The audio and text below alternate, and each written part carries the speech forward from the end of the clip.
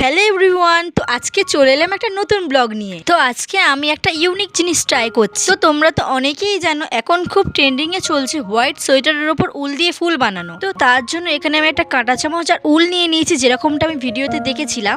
এই কাজটা যতটা আমি সহজ ভেবেছিলাম ততটাও কিন্তু সহজ ছিল না। যাই হোক, এখানে আমি খুব মন দিয়ে কাজটা করছিলাম।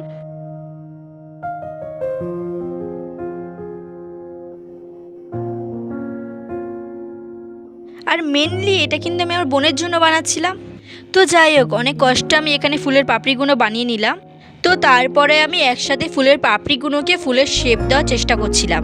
তো এক একটা ফুলকে আমি সোয়েটারের সাথে সেলাই করে দিচ্ছিলাম।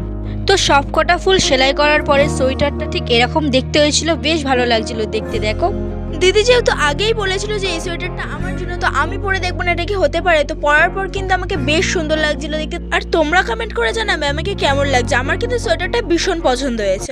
তো যাই হোক, আজকে ব্লগটা এই পর্যন্ত কেমন লাগলো অবশ্যই জানিও। তোমরা কিন্তু এটা অবশ্যই বাড়িতে ট্রাই করো। আর ভিডিওটা ভালো লাগলে অবশ্যই like, comment, share and subscribe করে দিও। টাটা।